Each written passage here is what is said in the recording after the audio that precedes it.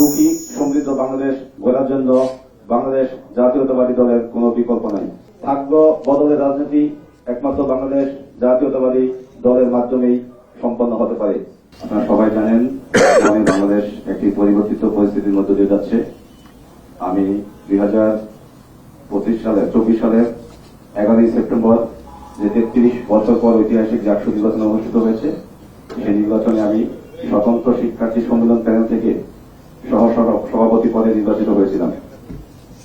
আমি 1952 সালের ভাষা আন্দোলন চেতনা, 1971 মহান মুক্তিযুদ্ধের চেতনা, 1990 স্বৈরাচার বিরোধী আন্দোলন এবং 2024 যেই ফ্যাসিবাদ বিরোধী আন্দোলন, যে গণঅভ্যুত্থান, সেই গণঅভ্যুত্থানের চেতনাকে যে দলগুলো ধারণ করে সেখানে ভবিষ্যতে রাজনীতি করব বলে পূর্বেই জানিয়েছিলাম। আমি মনে করি বাংলাদেশ জাতীয়তাবাদী দল যে 4টি বিষয় আমি উল্লেখ করলাম তারা সেগুলো মানে এবং একটি সুখী সমৃদ্ধ বাংলাদেশ গড়ার জন্য বাংলাদেশ জাতীয়তাবাদী দলের কোনো বিকল্প নাই।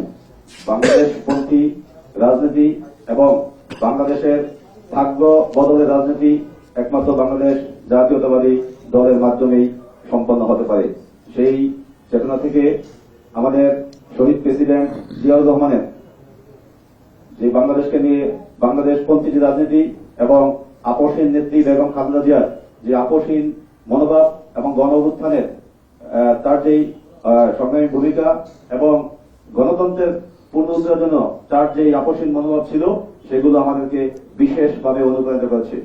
আমরা বাংলাদেশ জাতীয়তাবাদী দলের সমস্ত নিয়ম কানুন মেনে যারা বাংলাদেশ জাতীয়তাবাদী দলের জন্য বিভিন্ন সময় জীবন দিয়েছেন, গুম হয়েছেন, খুন হয়েছেন, তাদেরকে আমি আজকের অনুষ্ঠানে শ্রদ্ধার সাথে স্মরণ করছি।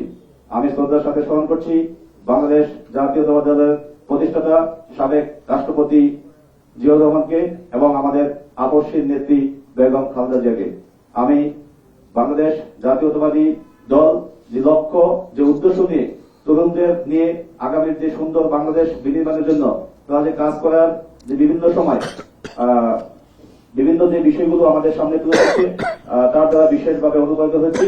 আমি মনে করি বাংলাদেশ জাতীয়তাবাদী দলের রাজনীতির মাধ্যমে বাংলাদেশপন্থী যে রাজনীতি, বাংলাদেশের ভাগ্যবদলের রাজনীতি, সেটি সম্পন্ন করতে পারবো এবং 1971 মহান মুক্তিযুদ্ধের চেতনাকে ধারণ করে, 52 ভাষা আন্দোলনের চেতনাকে ধারণ করে, 24 গণঅভ্যুত্থানের যে চেতনা তাকে ধারণ করে আগামীর একটি সুন্দর বাংলাদেশ বিনির্মাণের জন্য বাংলাদেশ জাতীয়তাবাদী দলের হয়ে কাজ করবে ইনশাআল্লাহ আগামীতে।